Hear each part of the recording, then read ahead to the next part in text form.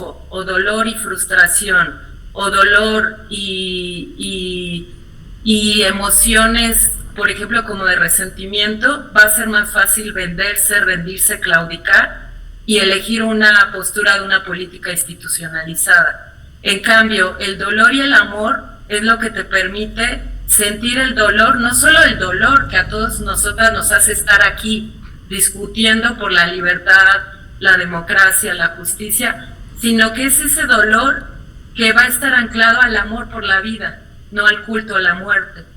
Y creo que aquí es una de las claves para llegar al buen vivir, porque el buen vivir aquí en lengua indígena también se dice el equil kush lejal.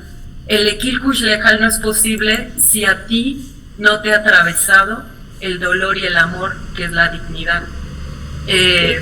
Porque eso es lo que te da impulso para generar esas otras formas de hacer política, que no sean las mismas de siempre, ¿no? Las que quedan capturadas por los partidos, por la burocracia, por el poder, por el interés, por la necesidad y por el dinero.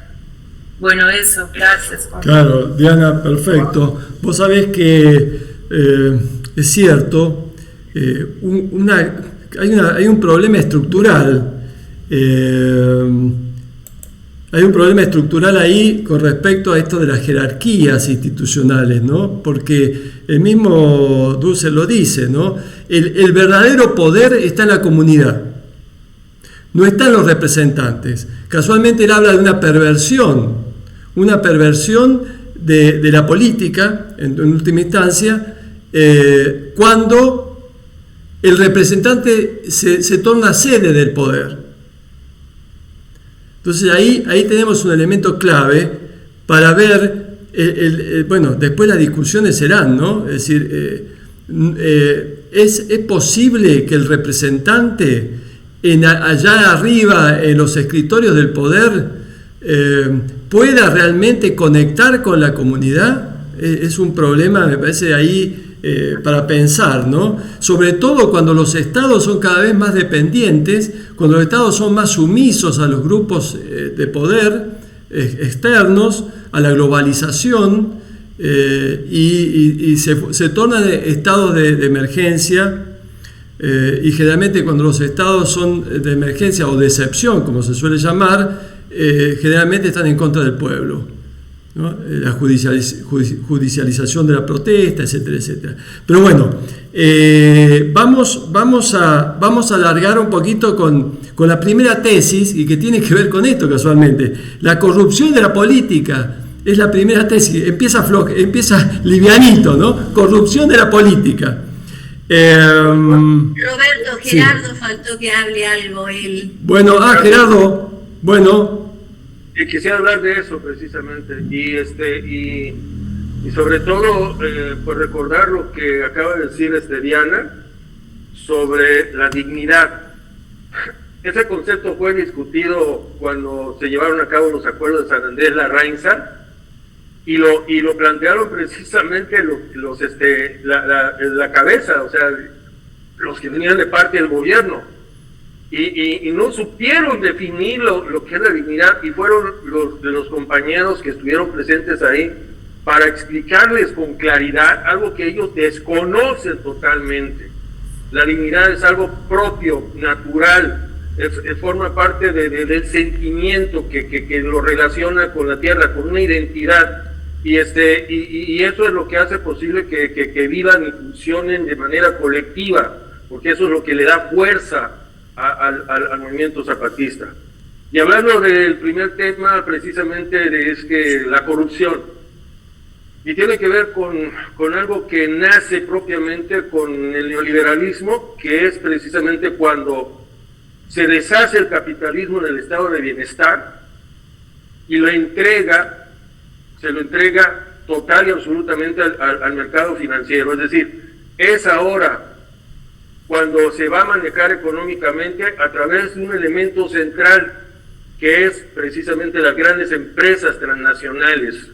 ¿Y cómo se va a manejar? Puesto que se supone que hay una ley, se supone que hay una autoridad pública. Bueno, la autoridad pública desaparece. Ahora la autoridad política no está sentada en el poder, está asentada en el control económico que va a ejercer en todo el mundo. Y eso va a permitir o va a generar precisamente que la clase política, que va a estar maniatada por las leyes del juego financiero, vaya a tener que subordinarse precisamente a esa nueva regla que no está legalizada, ¿sí? Y eso va a trastocar precisamente el manejo político que hacen los políticos. ¿Y en qué se va a convertir? Bueno, la primera gran característica que nace con el neoliberalismo, la corrupción. Miguel de la Madrid fue el que inaugura precisamente la corrupción diciendo, la corrupción somos todos. ¿Quiénes todos? Son solamente los políticos. Los políticos son los primeros en aplicar como forma de hacer política, porque ya no y tenía que reformar totalmente, y eso es lo primero que empezaría a hacer, reformar totalmente la Constitución, reformar totalmente las leyes económicas. ¿Cómo? Pues simplemente privatizándolo todo, los recursos van a ir destinados al banco, al sector financiero, se va a trastocar totalmente las relaciones que hay entre lo público y lo privado. Ahí, Gerardo, un poquito así dialogamos. Siguiendo lo que tú dices, la pregunta es, en este estado de democracia representativa, ¿es posible que el poder no se corrompa? Esta es por lo menos mi duda central, casi ontológica si ustedes quieren, ¿no? Porque fíjate vos, si lo de arriba, por ejemplo la Constitución argentina, donde dice que los actores sociales no pueden tomar decisiones políticas sino a través de sus representantes, y que solamente lo pueden hacer a través de la votación, entonces ahí ya no está ahí en germen, en potencia, la corrupción, donde los otros deciden entre ellos qué política se va a seguir. Entonces me parece, sería como una primera pregunta, ¿no estamos ahí en un orden de corrupción estructural? Tomando lo que decía Diana, Diana, te digo ahora una cosita. Cuando hicimos el año pasado una intro sobre zapatismo, tomamos el librito tuyo. Yo después me di cuenta cuando hablé contigo, tomamos el libro tuyo, fíjate vos, ¿no? Mirá lo que son las conexiones. Y una de las cosas que a mí me impactó, no sé si estoy lo cierto, pero bueno, que cuando el ejército zapatista toma el poder, ¿no? Ocupa el pueblo su territorio, y por supuesto que los primeros que organizan la estructura es el propio ejército, es decir, la cúpula que comandó el ejército es la cúpula que después domina, hace el gobierno en el territorio conquistado, si ustedes quieren. Bueno, pero después hubo un giro, y me parece que eso es maravilloso, cuando ellos dicen no podemos ser nosotros los que estamos en las alturas del poder y el pueblo abajo, como reproduciendo la misma estructura. Entonces ahí se comenzó a repensar, ¿no? Y se llegó, a distintos formatos más comunitarios, más horizontales y no tan verticales, jerárquicos, hasta llegar a los caracoles, etcétera, etcétera, ¿no? Me parece que ese es un acto fundamental. Ahora, todos los gobiernos de izquierda que de pronto asumen el poder y sostienen la misma estructura vertical jerárquica, eso es lo que me asombra, ¿no? Pero bueno, ya doy el paso a las manos levantadas, pero estamos entonces...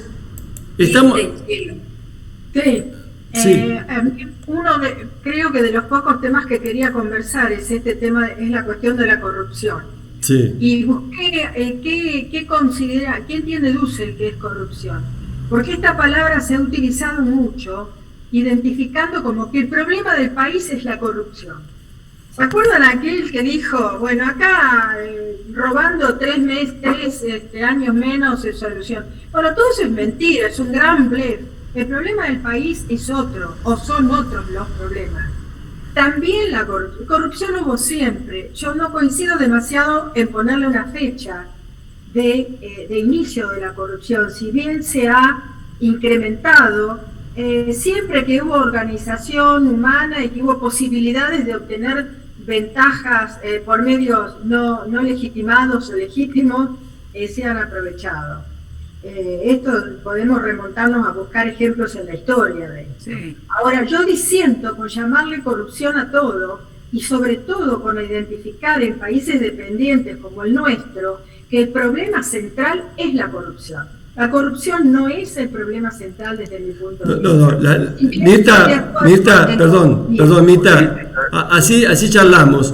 Lo que yo te planteaba, no sé si me estás diciendo lo que decía yo, pero lo que planteo acá como pregunta, es pregunta para que pensemos juntos.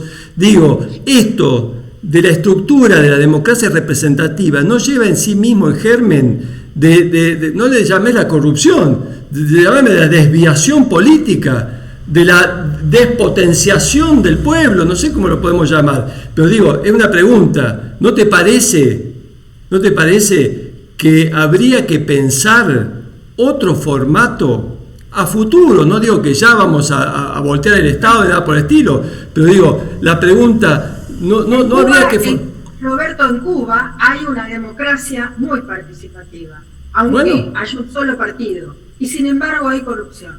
Sí, pero yo no, lo de corrupción lo tomé por los dulces, ¿no es cierto? Corrupción, por eso, definamos qué entendemos por corrupción. Si estamos pero ahí hay un tema importante. Solamente lo patrimonial. Claro, que iba ligado la política a una ética. Si uno piensa en una ética en donde, ¿por qué voy a tomar más yo que el otro? Si todos somos una misma unidad y estamos unidos por una tierra que nos envuelve, no tengo por qué sacarle al otro. Acá hay una cuestión que pasa por la ética y por una formación individualista en donde un ser humano o un existente pasa por encima a otro. No hay en todos los grupos de existentes corrupción. Incluso si uno toma la ética animal, vamos a hablar de ética animal, los animales no son corruptos. Los animales tratan de apostar a la vida. Entonces me parece que no, yo no estoy de acuerdo, Mirta, que en todas las estructuras hay corrupción. Esto es un planteo importante porque si no, no vamos a poder cambiar la manera en que nos organizamos social y políticamente. Claro, porque de pronto tenemos que los representantes están todos enriquecidos, mientras el pueblo cada vez más empobrecido. Entonces ahí tenemos una paradoja, una contradicción. Un tema, por ejemplo, cuando empieza, es decir, en la modernidad, los filósofos como Hobbes, Rousseau no tanto, Hobbes, Montesquieu, etcétera, proponen esta cuestión donde el hombre es un ser corrupto que va a luchar contra su hermano, se va a apropiar, entonces tiene que haber una civilización que ponga freno, que reprima, y hay que constituir leyes para que esas leyes ordenen a este hombre pulsional, salvaje, que se apropia de lo demás. Pero así como está esta idea, también hay otros filósofos como Kropotkin y toda una corriente que deriva en el anarquismo que te va a decir que no, que el hombre no necesariamente es así, que el hombre puede colaborar y se puede apoyar. No en vano, todas las ideas del liberalismo se apoyan en estos filósofos, que son los que arman el régimen legal, discursivo. Armando debe saber de estas cosas, y que son los que después llevan a la Revolución Francesa y a la constitución de estos estados, de la democracia indirecta representativa. Entonces, claro, ahí sí están los que saben, que son los que gobiernan, que son las clases elitistas, y los que no saben, que son los gobernados, que tienen que poder aceptar lo que proponen los que se gobiernan.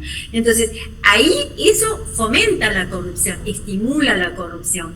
Pero si partimos de que el saber está en todos y que todos pueden participar, es otra idea, mucho más transversal, y tenemos montones de autores, como decía Liliana, lo tenemos a Deleuze y Guattari, lo tenemos a Foucault, hay muchos europeos que hablan de esto, muchos postestructuralistas que hablan de esto, y bueno, y tenemos la experiencia de las poblaciones originarias. Entonces me parece que no podemos pensar que siempre hay corrupción. Bueno, pero ahí, Lina, me parece, para pasar, Dussel armó mal las tesis, tenía que dejar la corrupción para el final, más o menos, porque nos agarramos acá con una pelota, es terrible, ¿no? Pero bueno, a ver, para poder más o menos hacer un mapeo, a la manera de Dussel, ¿no? Por supuesto, tenemos entonces el poder, la comunidad como potencia, dice Dussel, es decir, como potencia de la comunidad. Entonces ahí tenemos que el verdadero poder lo tiene la comunidad. En algún video dice, bueno, él mismo dice, somos poder, ¿no? A la manera de Leuciana, somos máquina de guerra. Es decir, la comunidad es el poder, ¿no es cierto?, que se instaura como tal. El tema es ahora cómo se articula cuando la comunidad, es decir, como el grupo humano tiene que organizarse, se tiene que organizar de alguna forma, ¿no es cierto? Entonces tiene que generar instituciones. Es decir, obviamente tiene que generar instituciones. Ahora, ¿qué tipo de instituciones? Será otra cuestión, ¿no es cierto? Ahora, esa institución no la puede ocupar toda la comunidad, la tienen que ocupar algunos sujetos ahí adelante. Entonces, esos serían los delegados, los representantes. Y para evitar ahí el fetichismo del poder, casualmente, los delegados tienen que mandar pero obedeciendo, es decir, tiene que ser realmente representativo. Roberto, acá hay algo interesante, mira, ayer o antes de ayer, Gerardo me mandó este sentido ético de la rebelión maya de 1994 en Chiapas, 2 juegos de lenguaje, yo te lo mandé el domingo. Bien. Y dice... se lo mandé a Andrés también, ya no me acuerdo a quién se lo mandé, y dice, cuando él habla, ¿no es cierto?, de lo que decían los zapatistas, entonces dice, si se apartaba de su andar, de lo que era razón de la gente, el corazón que mandaba debía cambiar por otro que obedeciera. Así nació nuestra fuerza en la montaña. El que manda obedece si es verdadero. El que obedece manda por el corazón común de los hombres y mujeres verdaderos. Fue nuestro camino siempre que la voluntad de los más se hiciera común en el corazón de hombres y mujeres de mando. Era esa voluntad mayoritaria el camino en el que debía andar el paso del que mandaba. Esto dicen ellos, no me acuerdo exactamente. Este mensaje está escrito en comunicados de la Comandancia General de las Elecciones Democráticas del 27 de febrero de 1994. Es decir, que esto es lo que vos estás diciendo del mandar obedeciendo. El que manda está elegido, pero está al servicio de ese otro al que me debo y debo respetar. El pueblo. Claro. Entonces, habría, digamos, en la democracia representativa, me parece que hay una distancia demasiada, una distancia, un estrato ahí que totalmente separado de la comunidad como potencia. Entonces, la potencia la tienen los representantes. Y la potencia del pueblo la tiene solamente cuando tiene que ir a votar. En principio, ¿no? Entonces, algo está funcionando mal, ¿no es cierto?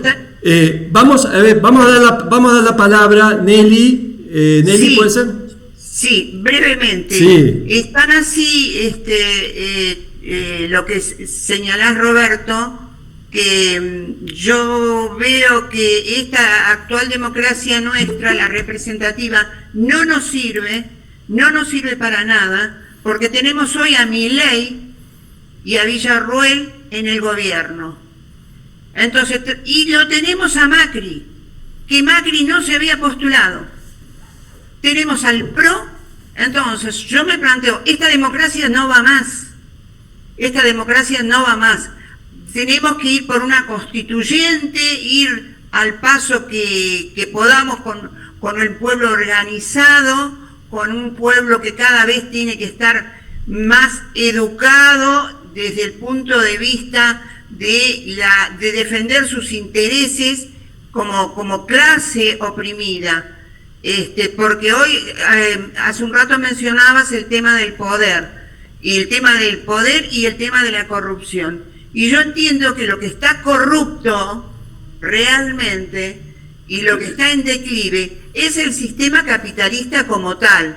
Entonces nos está mostrando su peor faceta, su corrupción que baña todas las instituciones de los países. El tema para mí pasa por enfrentar y descolonizar, que es lo que apuntaba Dussel. Sacar el tema es el que tenemos que ir contra el capitalismo. Ahí está la corrupción, desde mi postura. Sí, sí. Ahí está la corrupción real y es lo que nos baña, porque si no nos estamos yendo en que vemos cuestiones que están mal en todo. Claro que está mal en distintas esferas de la sociedad, pero por lo mismo, porque esto, y en esta etapa de globalización, que hay quienes sostienen, empiezan a haber nuevas interpretaciones. En su momento se decía que el imperialismo era la última etapa del capitalismo. Hoy en día están apareciendo por ahí algunas lecturas que señalan que no, que la última etapa, hablando desde el punto de vista dialéctico, es la globalización que está en declive, que es la concentración máxima de todo lo que sea el poder financiero, teniendo en cuenta que hay un mundo con mucha riqueza. Entonces tenemos que empezar a hablar del modo de producción, de las relaciones de producción, y a mí me parece que por ese lado es donde podemos hablar y tendríamos que hablar del factor conciencia, porque Dussel ha escrito muchísimo, pero desde el ángulo del marxismo. Y esta es a mi entender, es la visión que él llevaba, ¿no? La cuestión contra el capitalismo y la inclusión, una amplia, o sea, tenemos que abrir los brazos muy ampliamente para generar un gran frente unitario que incluya no solamente a los pueblos originarios, que incluyan a todos aquellos oprimidos, al cartonero, que es un trabajador desclasado. Bueno, ponerlos a ellos como sujetos sociales, sujetos de la revolución, nuevos sujetos de la revolución. Bueno, pero ahí, Nelly, esa división. Está bien, Nelly, pero ahí, bueno, pensamos lo que creo que alguien, no sé si fue Liliana o quién fue la que planteó el tema de la modernidad, ¿no? Es decir, cómo primero la sutileza del poder cada vez es mayor, sigue el poder disciplinar, pero fundamentalmente las herramientas que tiene el poder a su disposición para dominar las subjetividades y la política es fundamental. La modernidad con la idea de progreso, ¿no? Es decir, los gobiernos hablan sobre el progreso casualmente. Para progresar hay que sacrificarse o lo que sea. Entonces, esta misma idea de progreso, que es una idea totalmente eurocéntrica, obviamente cala hondo en la política de los países periféricos.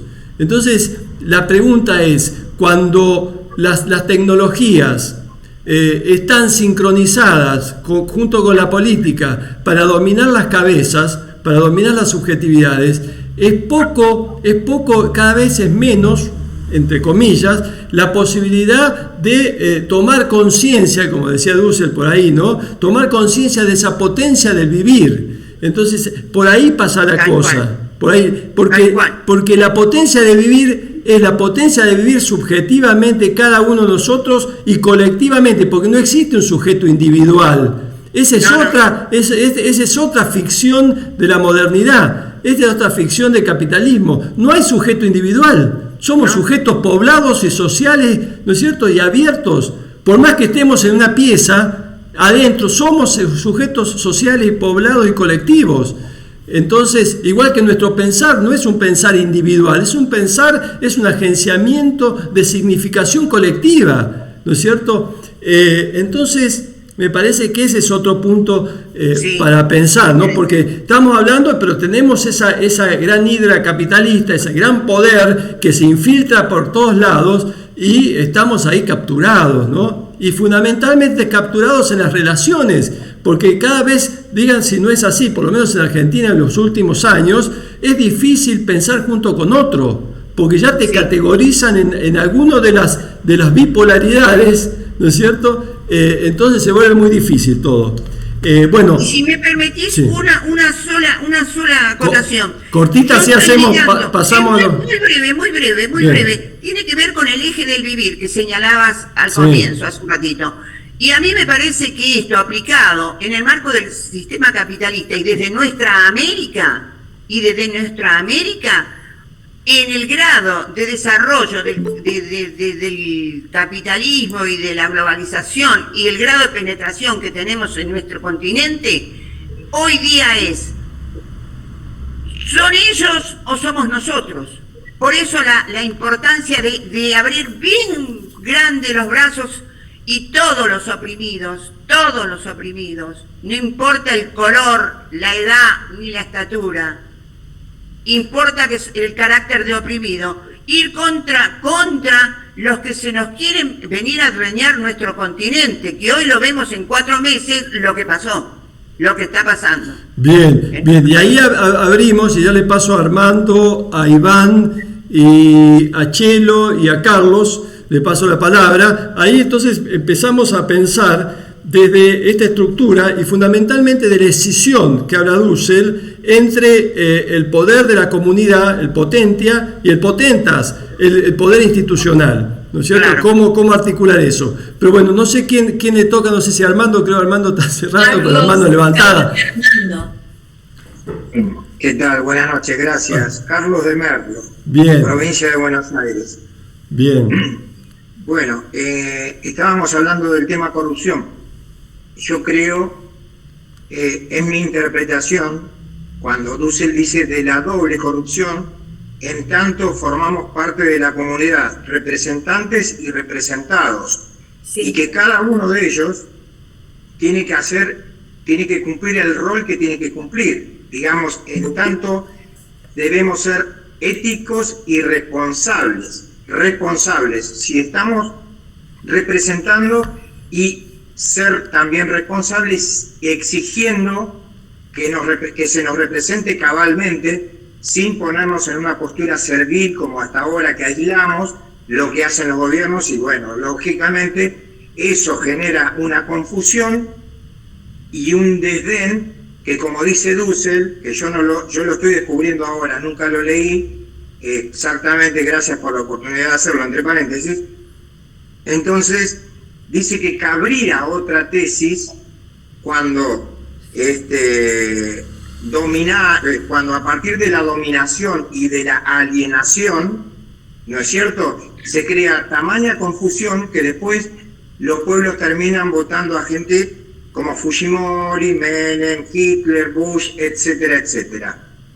Tema que me parece importantísimo charlar, porque hacía Roberto una mención sobre el tema de la comunidad, y estaría bueno poder determinar, a ver, en qué instancia nosotros podríamos trabajar con potencia para impedir que esa confusión termine poniendo a la gente a votar en contra de los oprimidos, que de eso se trata, ¿verdad? Entonces, bueno, quería proponer eso porque me parece bastante interesante.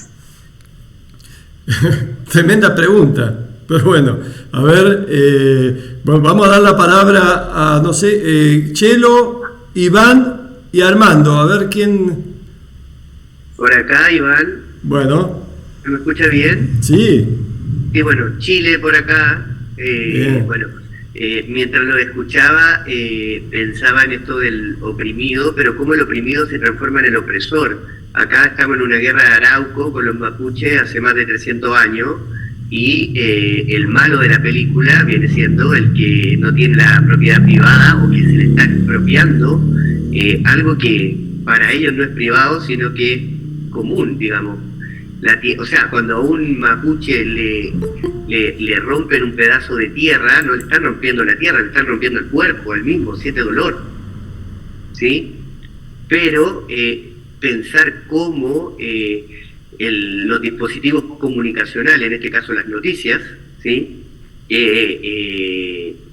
Por lo menos en Chile, muestran la figura del mapuche como el problemático, el agresivo, pero no el que está protegiendo algo que tiene que ver con lo más originario de nosotros, que ya estamos dentro de lo mestizo y tratando de llegar a ser eso, en esta línea del ser, el hombre blanco, académico, etcétera. Eso por una parte, sí, como más desde mi terruño, por decirlo hegelianamente.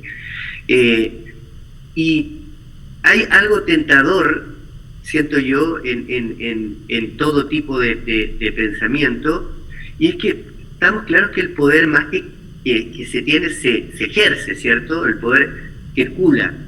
Y en ese sentido, tener ojo con vernos tentados a proponer como una nueva universal esta filosofía, digamos, colonial o decolonial o, bueno, latinoamericana, como la filosofía que hay que poner a Europa también. Digo, tener cuidado con repetir lo que decimos, combatir, por una parte, ¿sí?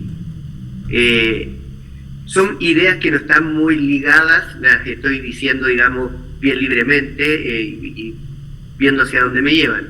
Me llamó la atención la idea de corrupción, porque, discúlpenme si estoy hablando mucho, ustedes me dicen, el termómetro del tiempo, estamos en una sociedad en que, bueno, la prisa me parece que nos apura y ojalá tenga un espacio de calma para poder desarrollar un poquito la idea.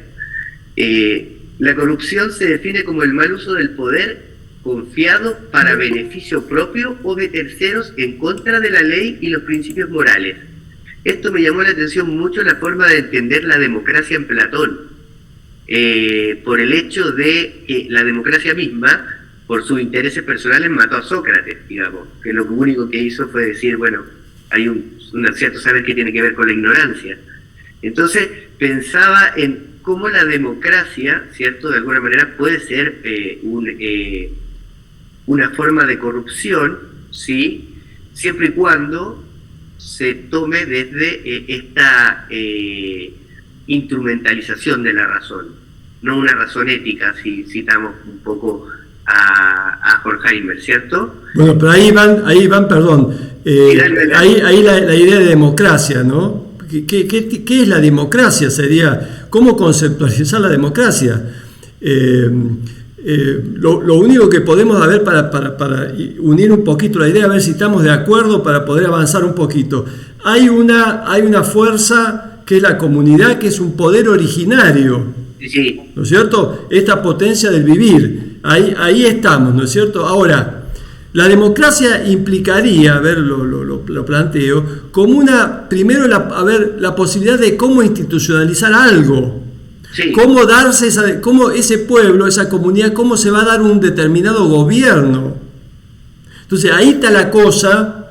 El tema que a la manera europea, bueno, los gobiernos se han dado de determinada forma, ¿no? Con un Estado fuerte, que ya no es fuerte, ¿no? Pero bueno, con las instituciones representativas, los aparatos ideológicos del Estado, etcétera, etcétera.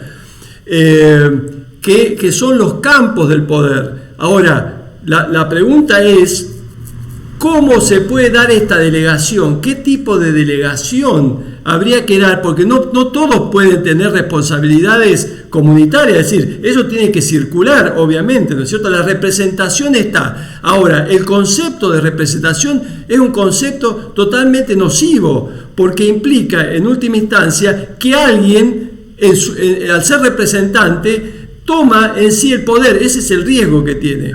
Entonces, se tiene que dar un contexto para que esa representación o ese ejercicio, porque todo ejercicio de poder tiene que ser institucionalizado de alguna forma, ¿no? El tema es cómo cercar a esa representación para que sea circular para que sea lo más horizontal posible y para que pueda estar fiscalizada desde la propia comunidad, ¿no es cierto? Y no entre las estructuras jerárquicas superiores, ¿no? Porque ahora ningún político va preso, por ejemplo. Entonces, si se da cuenta que está pervertida la cuestión, hay una estructura pervertida que es la que tenemos que atacar para pensar la política por venir. Me parece que por ahí va la cosa. Roberto, acá en la tesis 4, el poder obediencial, dice, cuando habla de la política como profesión o como vocación. Entonces, acá hay una cuestión ética por debajo. Claro, pero lo dejan, Lina, lamentablemente, lo dejan a criterio del propio representante. Es decir, pero acá está lo que dijo Carlos. Claro, sí, por supuesto. Es el representante, pero los representados tenemos el deber, la obligación y el compromiso de que eso que delegamos se pueda controlar. Claro. Por eso me parece que es doble y de vuelta. Claro, pero ¿se puede? Claro. Sí que se puede. Sí que se puede, pero para eso hay que involucrarse, comprometerse. Claro, pero está bien, hay que construir, ¿no es cierto? Por supuesto, ya hemos visto 1000 veces y aparte acá. Sentirse habilitado y con saber y posibilidades de participar. Por eso yo creo que es tan importante que lo ejercitemos acá, donde todos participen, todos opinen, porque todos estamos en condiciones de participar, de opinar, de aportar, y esto lo hacemos acá y lo tenemos que hacer con nuestros gobernantes. No delegar y después cada cual va a su pequeño pedacito y se queda allí. Claro. Entonces, pero no están los canales, Lina, pero no están los canales de este nivel de democracia representativa, no están los canales para que el ciudadano pueda acceder de alguna forma. Pero a esos canales, Roberto, no los van a brindar las autoridades que no, hay que salir de esa democracia, tiene que ser una democracia participativa, donde existan canales de control y organización de las bases, y ahí donde las bases organizadas puedan participar y controlar y que tomen el que gobierna rinda cuenta de lo que hace al pueblo. En la tesis 20, cuando él habla de la transformación de las instituciones de la esfera de la factibilidad, disolución del Estado y liberación, él dice que la disolución del Estado, en realidad, a lo que él se refiere con eso, es que el Estado esté introyectado en cada uno, de manera tal que no tiene que haber un Estado por fuera que esté controlando, porque este ejercicio participativo se llevaría a cabo en la familia, en el grupo del barrio, en la escuela, en la fábrica, en estos grupos de estudio, en todos lados. Entonces, esto tiene que ser un ejercicio incorporado, ya desde adentro de cada individualidad y como funcionamiento de la interrelación. Entonces, claro, no tiene que haber un Estado tipo un Dios malo que dice esto está bien y esto está mal, porque no somos tan niños. Bueno, pero yo considero de que a ver, organicemos poquito, que hay gente levantando la mano hace rato. Armando, que está con la mano, se le va a quebrar la mano, Armando, tanto tenerla levantada ahí. Sí, bueno, sí, hombre, qué barbaridad, no dejan hablar, compañeros. Deben de respetar el levantamiento de la mano, porque no hay democracia. No hay democracia.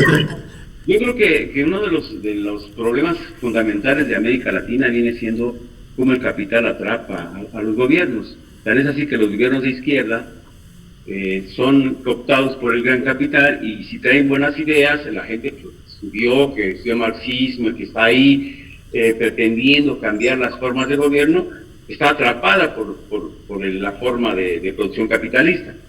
Entonces, cuando Dussel nos habla de la corrupción de la originalidad de lo político, viene porque todos los gobiernos que hemos tenido en América Latina, pues ya se llámese Porfirio Díaz, Salinas de Gortari, Pinochet, todos ellos caen en el fetichismo. O sea, se autorreferencian a ellos mismos y tienen todo todo lo que sea para ganancia de ellos y no le importa la participación del pueblo, no les importa la democracia. Entonces, es muy importante señalar que la factibilidad de la que habla Dussel reside en el poder del pueblo. Entonces, la democracia participativa es el eje fundamental que nos está planteando el autor, para que se organicen en las comunidades, en las escuelas, en los círculos de estudio, todo eso que es importante para crear realmente una nueva política. Entonces, los protestas, que él les llama los protestas, es la gente común y corriente de los barrios, de las colonias, de las fábricas. Si nosotros no somos capaces de organizar eso, estamos siendo sectarios, estamos nada más intelectualizando todo, estamos siendo muy ontológicos, estamos tratando de hablar de cosas muy, muy interesantes, pero en el fondo no estamos haciendo lo que dice lo que es el sistema ¿cómo se llama este autor? Que habla de la verdadera democracia. Entonces, estamos atrapados. Ya Marx lo dijo en la cuestión de la cosificación del trabajo vivo y también de las mercancías, todo está cosificado, pero no hemos sido capaces de poder instaurar una nueva forma de pensamiento. Entonces creo que la factibilidad es el poder organizar a la gente y que tenga el verdadero poder la gente de abajo, la gente de las colonias. Entonces creo que ahí podemos ser un poco más, llevar el pensamiento más de Deleuze y de Guattari, ¿no? Que son personas que hablan de la ramificación de la democracia. Exacto. Freddy, Juan, o Juan y Freddy, no sé cuál. Ya, ¿qué tal? Buenas noches. ¿Qué tal? Gracias por la oportunidad. Bueno, yo quisiera plantear una serie de puntos que me parecen que es necesario a veces repensarlo, ¿no? Por ejemplo, el concepto de democracia, ¿no? ¿Qué pasa si ese concepto de democracia que a nosotros se nos han ido vendiendo es solamente un relato más del eurocentrismo? ¿Qué sucedería que si ese concepto de democracia que nosotros queremos o pretendemos aplicar de forma equitativa, finalmente eso está por la clase política de una manera en la cual a nosotros nos dicen, pues es la mejor forma de gobierno, ¿no? Ese por un lado, ¿no? Por otro lado, ¿qué pasa si esa democracia que a nosotros también nos dicen o nos venden o nos promueve toda la clase política en toda América Latina, finalmente se convierte en otro mecanismo de control ideológico, ¿no? Porque eso es lo que finalmente a nosotros como pueblos, ¿no? O como sociedades vamos entendiendo que nuestra participación política es casi nula. Uno va a hacer política cada 5 años, o va a hacer una votación cada 5 años, pero no participa en el barrio, no participa en un sindicato, en una organización. El Estado no se preocupa que se fomente esos mecanismos porque no les conviene, obviamente, ¿no?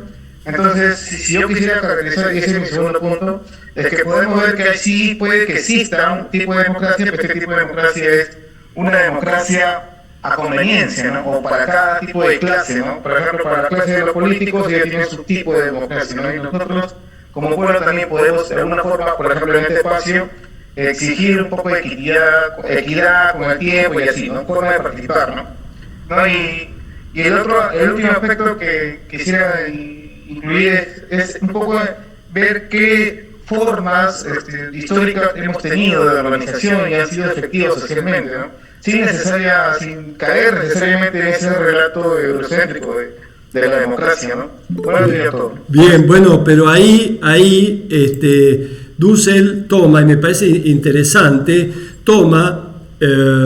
respetuosamente los movimientos que han venido surgiendo desde Cuba, Venezuela, Bolivia, Chile, pero últimamente el tema de Bolivia, ¿no es cierto? Y anteriormente Venezuela, como elementos de posibilidad del pueblo, el pueblo organizado, luchando y generando gobiernos de izquierda o gobiernos más populares, ¿no? Fíjese lo que dice Dussel sobre Evo Morales, ¿no? Cuando fue ungido presidente, él primero fue a la comunidad, ¿no? Y hizo el rito tradicional y después fue a ser ungido como presidente, ¿no? En la formalidad del Estado.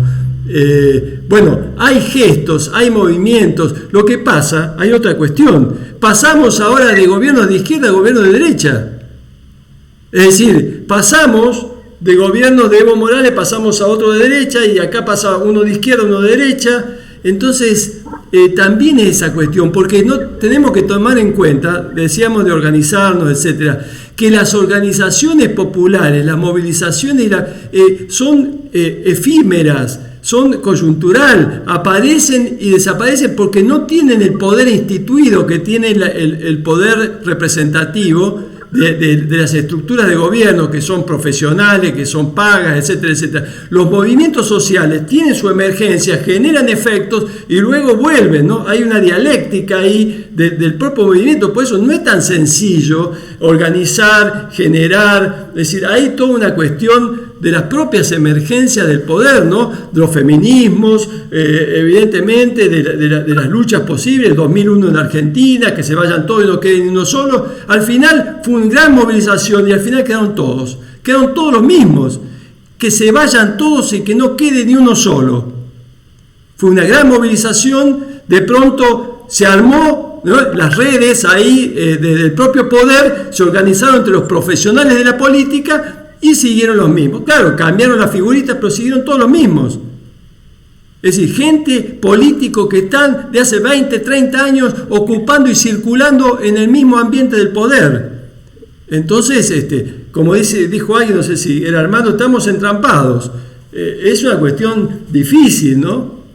Bien. Y también, Roberto, también considerar que en la vida cotidiana, por ejemplo, ahí el mismo capital, el mismo modo de vida te quita el tiempo, ¿no? O sea, te quita el tiempo de participación, no tienes que trabajar, laborar, te asfixia crédito, deuda, consumo, claro. No tienes un espacio mínimo en la cual tú puedes dedicar a la vida política. Claro. ¿No? Endeudar los pueblos es la gran herramienta que tiene el Fondo Monetario Internacional, etcétera. Hay que endeudar al pueblo para tenerlo dominado y hay que endeudar a los sujetos en su propia vida precaria, individual, están, ¿no?, buscando a través de la zanahoria para salvar su propia vida. Entonces, por eso les decía que cada vez el poder es más hegemónico, es más sutil y nos penetra por todos lados. Es decir, a cada instante el poder hace sus intervenciones en nuestras subjetividades. Este es el drama que vivimos, ¿no? Casualmente por el desarrollo tecnológico y todo ese desarrollo tecnológico desde el poder. El atrapamiento semiótico también. Claro. Ahora, qué importante es esto, que por ahí lo escribió Liliana en el chat, el poder orientarnos a armar bloques de opresión, ¿no? Cómo es importante armar esto, que lo decía Ramón Grofoy también ahí en la clase de Ayala Soberana, estos bloques, estos frentes, estas conjunciones estratégicas, pero que son del momento, pero que sirven para ir abriendo camino, ¿no es cierto? En lugar de buscar diferencias, buscar puntos de unión. Yo creo que esa es la estrategia de este momento, ¿no? Claro. Primero, las primeras 10 tesis de Dussel son una presentación abstracta. Después, cuando tengamos otro encuentro sobre Dussel, la segunda parte, que ya a fijar, ¿no es cierto?, vamos a ver cuáles son las respuestas a esta presentación de la estructura de gobierno que plantea Dussel, ¿no? Abstracta. Entonces, después va a ir a lo concreto y nos va a dar herramientas para seguir pensando la cuestión, ¿no?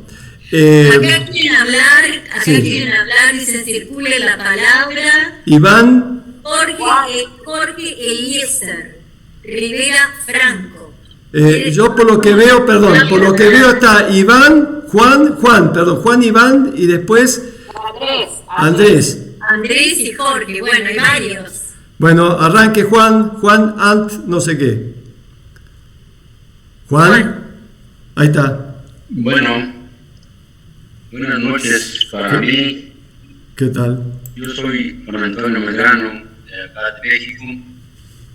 Comentarles que efectivamente vivimos en América Latina, vivimos una democracia burguesa en la que el Estado no es neutral, el Estado protege a las oligarquías nacionales e internacionales y por supuesto que oprime a la clase trabajadora, y entonces hay que volver a Lenin comentarles que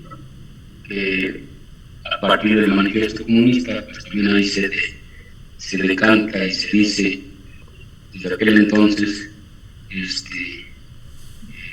la forma de la organización que tenemos asumido como repúblicas, el modo de gobierno a través de la democracia. En el caso de mi país, tenemos un sexenio por terminar en el que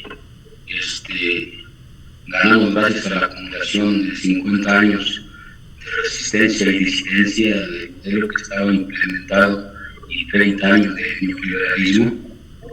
Y la izquierda hoy pensó que llegando al poder a través de la presidencia de la República íbamos a revertir la opresión a los oprimidos del campo y de la ciudad. Lamentablemente no ha sido así. ¿Por qué? Pues porque las oligarquías ganamos la presidencia de la República, más no el poder. Y comentarles que en esa orden de ideas de las 20 tesis de don Enrique Dussel, pues comentarles que esas tesis y otras cosas de democracia y de las características de un gobierno de izquierda, él las dejó en sendas exposiciones y espacios de difusión del Instituto Nacional de Formación Política de Morena. Él fue uno de los impulsores de la Escuela de Formación de Cuadros del partido que ahorita está en el poder. Nosotros, y yo por ejemplo, soy parte de 12 organizaciones campesinas, es decir, del movimiento campesino en mi país, que no nos prestan la democracia, que hay fracciones parlamentarias de los medios de comunicación, que hay fracciones parlamentarias de la oligarquía, de los banqueros, por así decirlo, de las empresas que están ahorita cooptadas por las transnacionales, en el caso de la minería, que han devastado nuestro territorio. A partir de que en 1992 firmamos un acuerdo de libre comercio con Estados Unidos y Canadá, en el que obligaron a nuestro país a modificar el artículo 27 constitucional de nuestra Constitución, y a partir de ahí permitir el saqueo de nuestro país y de los bienes que eran nacionales en aquel entonces: agua, oro, minerales, bosques, y además una explotación tremenda de la clase trabajadora. Entonces, pues la democracia que tenemos en México y en América Latina, si bien es cierto, hasta nos prestan las televisiones, medios de comunicación de la oligarquía del país de América Latina o del continente, pues no hemos logrado a través de la democracia lograr la justicia para el proletariado, menos la emancipación.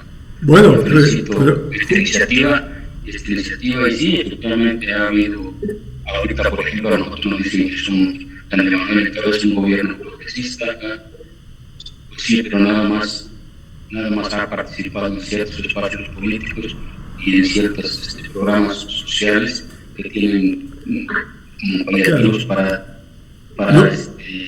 lo que estamos amortiguar el descontento de la clase. Claro. Pero efectivamente Dussel es una herramienta fundamental para concientizar a la clase trabajadora y organizarse para no solamente votar cada 3 o cada 6 años, sino exigir a los partidos que efectivamente sean la voz de los representados. Bueno, Juan, fíjate que es otra pregunta, ¿no? ¿Cómo las fuerzas de la comunidad que pone un gobierno como Evo Morales, o en Brasil, o en Venezuela, y que de pronto aparece la derecha, enjuician a los políticos por X causa determinada, y cambia a un gobierno de extrema derecha, ¿no? Entonces, ¿qué pasa con todo ese desgaste, ¿no?, de los movimientos populares que sostienen o que han sostenido, que después, bueno, vuelven obviamente con Evo, pero fíjense lo frágil, la fragilidad de todo esto, porque el poder también, si hay gobiernos progresistas, gobiernos de izquierda, gobiernos con cierto poder popular, los regímenes de judicialización, que ningún político cae preso, pero sí casualmente los gobiernos populares, entonces, que se ha dado en toda la Latinoamérica. Fíjense la fragilidad con la que estamos, ¿no? Bien. Estamos ya con hora y media más o menos. Se nos fue demasiado, bueno, no pudimos avanzar mucho, pero bueno, las ideas más o menos están para preparar el otro encuentro que vamos a tener, donde, bueno, vamos a ver las otras 10 tesis de Dussel, vamos a ver ahí. A mí me parece que lo primero, lo importante de todo esto es la posibilidad de tener esta fuerza de la potencia del vivir como eje, como línea, y cómo eso se puede establecer en una maquinaria política que tenga en cuenta esta variable y que no la tapone, que no la cercene, que no la reprima. Entonces por ahí estaría la cosa. Lo que pasa que no son tiempos de posibilidad de esto. Evidentemente los políticos están peleándose con el tema de las elecciones, ¿no? Y las encuestas.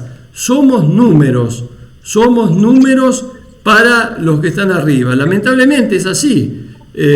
En general, ¿no? Hay excepciones, hay momentos históricos excepcionales, pero esos momentos históricos de excepción que aparecen, luego por alguna razón se apagan, se transforman, y generalmente el que paga siempre es el pueblo, ¿no? Y casualmente el empobrecimiento cada vez es mayor. El empobrecimiento no solamente económico, sino lo que decía Diana, de la dignidad subjetiva, porque eso es lo que tenemos que pensar. En cualquier lugar, la dignidad subjetiva como la potencia de vida es la ecuación, y no la de ganancia, como el mismo Dussel dice, ¿no?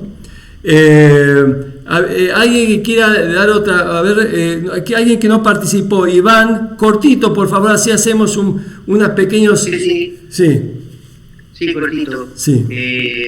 Lo primero es como, bueno, quizás es un poco cargado, pero pensar que a lo mejor deberíamos pensar otro concepto que fuera distinto al de democracia, porque me parece que si estamos pensando en rescatar saberes culturales más propios, la palabra democracia es una palabra que viene de Grecia, ¿ya? Que parte, digamos, de Atenas, y que significa de alguna manera el poder del pueblo. Ahora la pregunta es, ¿dónde tiene el poder el pueblo? ¿En qué lugar tiene el poder el pueblo? No tenerlo, pero por lo menos crecerlo. Entonces me parece quizás que habría que pensar la palabra democracia, porque ya es una palabra que viene eurocentrada de alguna forma, ¿sí?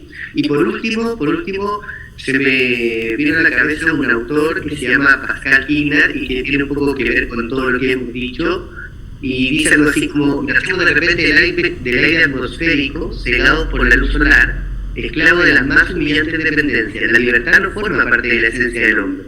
El desamparo originario le impone la supervivencia del pequeño, que acaba de llorar cuidado, limpieza, socorro, alimentación, protección. El desamparo originario impone a los otros, a quien no ha tenido ninguna autonomía en su concepción.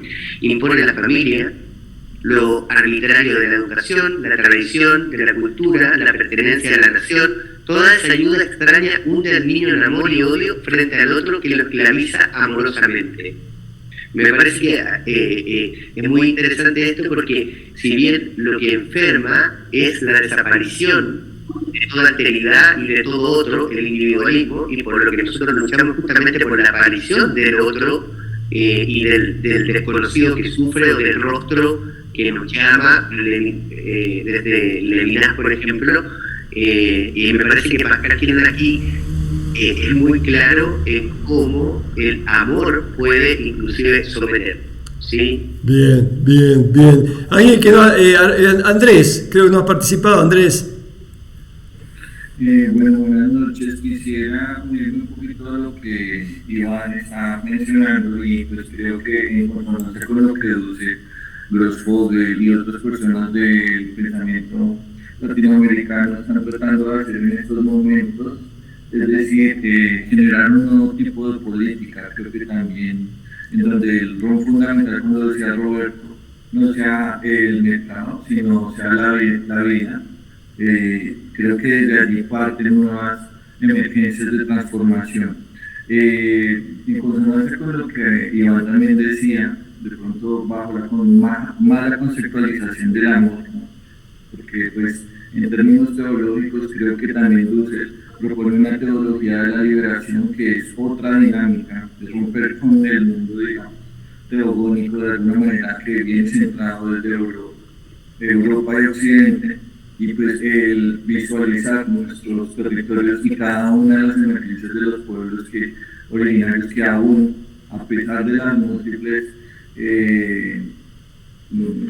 divergencias con las cuales han tenido que trabajar a través del tiempo, pues el día de hoy todavía se hacen fundamentales el reconocimiento de esas prácticas que ellos en términos teológicos y teogónicos también tienen con el contenido ambiental. Y creo que allí también pues podríamos encontrar nuevas dinámicas, no solamente de emergencia, sino también de transformación. Y ahí, afortunadamente en el territorio donde me encuentro se están dando algunos vueltos, pero bien es entendible también que el territorio nacional es algo reducido si nos sentamos en una cosmovisión un poco más amplia y es la misma globalización, porque pues cada uno de los coletazos de esa gran isla capitalizada afortunadamente que viene desde Europa no se queda solamente en la nación, sino que sus fuentes de poder en lo que es Latinoamérica en términos de la misma destrucción que ya se mencionaba anteriormente. Entonces creo que el camino es de dos mujeres y como lo decía Gross Fogel, es uno caminar con cada una de esas personas y con cada uno de esos colectivos que sabemos que tienen una divergencia, una transferencia de un reconocimiento distinto en términos no solo de la vitalidad, sino de esas cualidades particulares y también pues desde la misma institucionalidad, tratando de movilizar esa institucionalidad a reentender o a reconceptualizar lo que es la misma vida o la misma dignidad, como Roberto lo decía. Claro, Andrés, y fíjate, porque lo que tú traes y junto con lo que traía creo que Iván, también por un lado las palabras, ¿no? Todas condicionadas, eurocéntricas, etcétera, es decir, inventar palabras que tengan una potencia u otra también, pero también ver nuevas herramientas, no a la manera porque, a ver, me da la sensación, lo hemos pensado en otros encuentros, ¿no? Como que el pensamiento, nuestro pensamiento va atrasado, ¿no es cierto? Estamos pensando la realidad actual medio con pensamientos históricos, y un poco lo que dice Dussel, después de la gran potencia marxista, etcétera, etcétera, y los fracasos consecuentes, no se generó mucha construcción como poder, como herramienta, sobre todo dice Dussel en la parte latinoamericana, ¿no? Es decir, seguimos por ahí conceptualizando con aquellas viejas, muy potentes en su tiempo, evidentemente, pero me parece que hay que repensar también el marxismo, donde no tenía en cuenta un montón de cuestiones. Entonces, también, ¿cómo repensar formas distintas, mirando a las comunidades originarias que obviamente prestan muchas posibilidades para airear nuestra contaminación? Así que me parece que también por ahí hay que ir pensando, y estos espacios más allá de confrontar, porque puedo tener un montón de preguntas de Dussel, pero me parece que también pensar lo potente, respetar movimientos que han tenido su lucha en Bolivia, en Venezuela, en Cuba, etcétera, etcétera, para no tampoco ser, ¿viste? Porque acá cada uno comienza desde su kiosquito a criticar a los otros, ¿no? Pero la idea es la posibilidad de pensar juntos. No sé quién queda que no haya participado. Digo algo, y sí. Pues creo que también es vital reconocer cada una de esas potencias que nosotros somos, ¿no? Claro. En los lugares donde nos encontramos, en los espacios en los cuales nosotros tenemos afectación, y también podemos generar un poco de pronto de esa movilidad que el mismo Dussel genera, ¿no?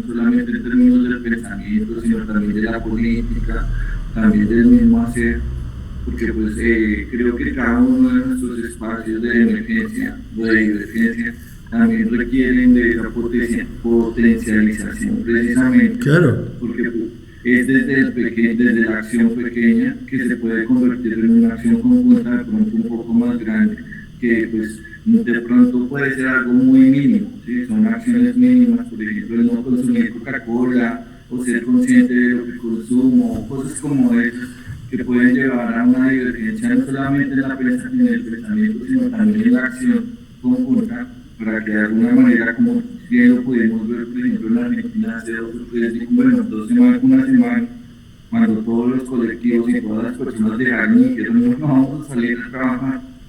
Entonces eso es darle un coletazo a esa era capitalista de alguna manera. Claro, pero Andrés está perfecto lo que vos decís, pero eso ilumina también para ver que las subjetividades, es decir, hay un efecto sintomático de la propia subjetividad contemporánea, es decir, hay un efecto sintomático, no podemos prestar atención más de determinados minutos. Evidentemente nos cuesta comprometernos, nos llenamos de hiperinformación, estamos en 1000 lugares y a la vez no estamos en ninguno. Entonces es difícil, porque fíjese pues también tenemos que hacer una lectura de esto, porque nosotros desde nuestro espacio, que también es micropolítico, tratamos de ver también eso, porque si no estamos en la macro, mirando la macro, y de pronto hacemos agua por todos lados dentro de la micro. Es decir, hay efectos realmente nocivos, terribles en las propias subjetividades, que aplastan, que pasivizan, que hacen que seamos dogmáticos, y que generalmente estemos reproduciendo el propio sistema permanentemente, en cada instante, en cada momento de nuestras vidas. Así que, bien, ¿alguien más que quiera dar cortito, así cerramos? Liliana y José. Liliana y José. Ok, bueno, una parte fundamental en función de lo que hemos conversado. Yo creo que es importante recuperar el sujeto otro, pero el sujeto otro colectivo, porque también nos está ocurriendo que en ese rescate de la dignidad humana particularizada no logramos integrar nuestras diversas, digamos así, urgencias, sueños, dolores y esperanzas. Yo creo que pasa ese gobierno obediencial, ese gobierno otro, por también identificar ese sujeto colectivo.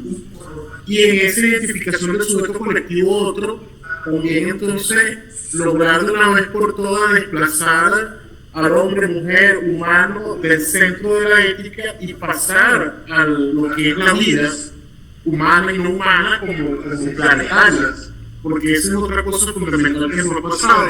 Estamos en una lucha constante por nuestras reivindicaciones, pero a partir de nosotros mismos, no a partir del ecoceno como sistema. Y por último, importante ese traslado que hacemos en cuanto al tema de la democracia, porque en el caso venezolano asumimos la democracia participativa y protagónica, los consejos comunales, las comunas, venimos de una consulta, pero sin embargo esa democracia del lugar, a partir de lo que el señor Rodríguez llamaba la toparquía, nos hace falta esa construcción de ese nuevo otro democrático también.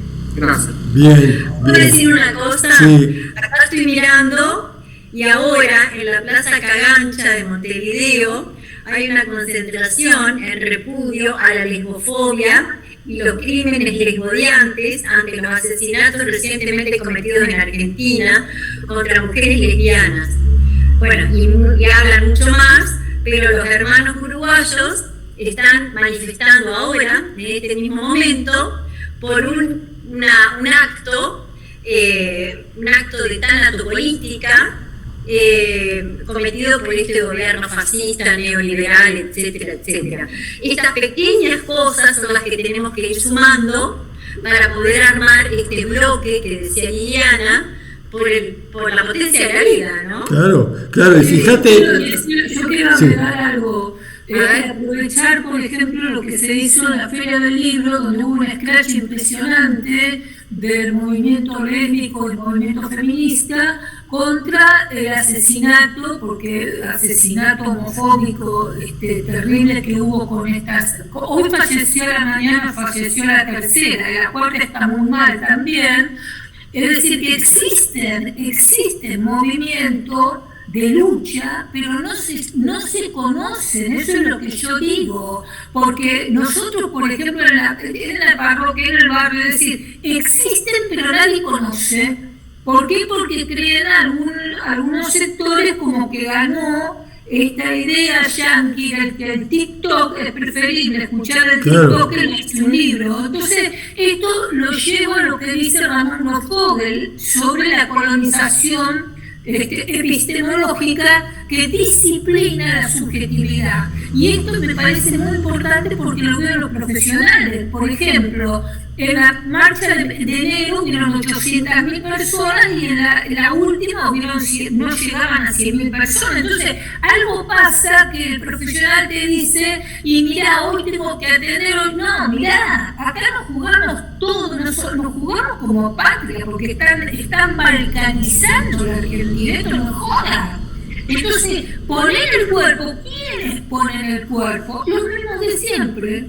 Yo digo porque esto de la conceptualización, de la intelectualización de los conceptos para la lucha, para la liberación, es muy complejo en todos los sectores. Los que más sufren son los que enseguida enganchan, pero los que menos sufren todavía tienen un resto para la heladera y comprar comida. Son las necesidades que no tienen los marginales que duermen en la calle, por ejemplo. Por eso Ramón planteaba casualmente esa especie de pinza de los dos elementos, ¿no? de la macro, pero también de la subjetividad, los dos elementos, porque lo que estamos padeciendo ahora casualmente es la cosa pasiva de las reacciones subjetivas, ¿no es cierto? Es terrible. Una conferencia de prensa a la tarde, no sé si se enteraron sobre la represión terrible que hubo hoy a la mañana en los comedores populares. Claro, bueno, ahí tenés. Pero, digamos, para cerrar lo positivo, digamos, lo que a mí siempre pensamos en este espacio es que las fuerzas de vida, que son las micropolíticas, decimos nosotros, ¿no es cierto?, del propio vivir, en cada instante del propio vivir, son mayores. Las fuerzas de vida son mayores que las del poder representativo. ¿Se entiende? Lo que pasa es que sofocan, que taponan, porque tienen todas las herramientas, pero nunca van a poder taponar completamente la emergencia de las fuerzas de vida, las fuerzas políticas de vida. Así que me parece que con eso... Roberto, dale la palabra a Jorge, que dice que no estamos cumpliendo con la participación de las democracias. Que dé dos palabritas, Jorge. Jorge, ¿qué? No le veo la mano levantada, Jorge. Pero hace rato que levanta la mano. Jorge, no me acuerdo el apellido. No lo veo. Que me disculpe, Jorge, no lo he visto. Buenas noches. Jorge, Jorge. Jorge, vamos, Jorge. Bueno, mira, yo quiero poner 4 puntitos concretos. Sí. El primero es que Dussel hablaba siempre de dónde estamos para saber hacia dónde vamos. Estamos en una democracia liberal que se restringe al ejercicio representativo del poder popular, al cual terminan cooptando los políticos profesionales e invalidando una democracia realmente deliberante y participante. Exacto. En segundo lugar, Dussel le da mucha importancia a la formación política de los ciudadanos, del pueblo, porque si no hay formación política, muy difícilmente vamos a tener democracia y partidos que realmente tengan una dinámica pertinente y coherente.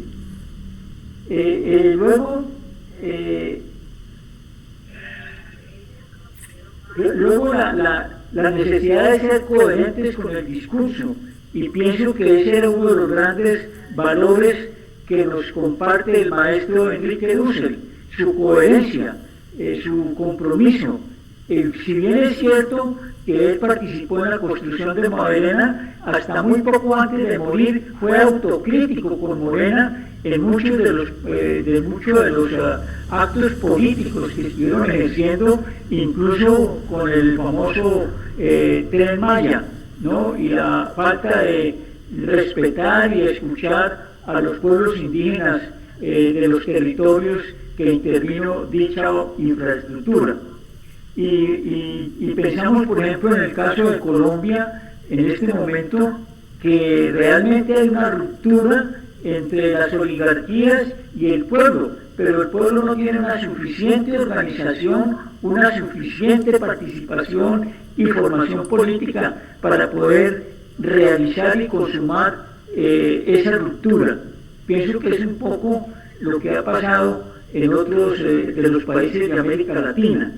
Y finalmente señalar que es importante recordar que la posición del marxismo de Enrique Dussel fue profundamente crítico con relación al marxismo-leninismo y al marxismo-estalinista, que tenía poco que ver con el poder popular, ya que siempre ejercieron un poder de nomenclatura y de burocracia de un partido único. Exacto. Exacto.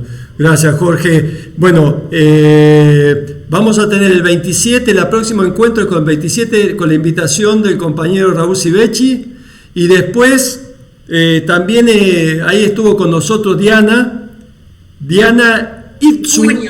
Itzu, que es una compañera que ha trabajado, está con el movimiento zapatista, así que va a ser muy, muy importante el conversatorio que vamos a tener con ella, porque ahí realmente late un poder de la comunidad, ¿no es cierto?, en el movimiento zapatista. Así que lo vamos a tener, tenemos 2 encuentros programados muy, muy interesantes, así que, bueno, y veremos la segunda vuelta de esto, ya vamos a fijar fecha, el próximo lunes no tenemos nada, y vamos a fijar fecha para el 27 de mayo, sí, Liliana, es con Raúl Sivecci, y bueno, y vamos a fijar fecha para el segundo, las otras 10 tesis de Dussel. Así que, bueno, muy buena la reunión, chicos. Saludos, mira, ahí está entrando un compañero. Bueno, nos vemos en la próxima. Estemos en contacto, ya vamos a ver cómo podemos darle otra vueltita a estos encuentros, encontrarle otra vuelta, agruparnos con otros grupos de gente, con otros espacios que estén sintonizados. Eso es lo que tenemos que hacer, ¿no? Me parece que es interesante poder juntarnos junto con otros y pensar juntos. Bueno, nos vemos. Saludos cordiales. Roberto, la hora es la misma, el 27 a las 20:30. Exacto. Perdón, no, lo voy a fijar porque dependemos de Raúl Sivecci. Disculpen. La hora la ponemos a la hora que dijo, yo creo que es antes. Sí, va a ser antes porque, bueno, dependemos dependemos del invitado, así que, bueno. Pero es el 27 seguro. Sí.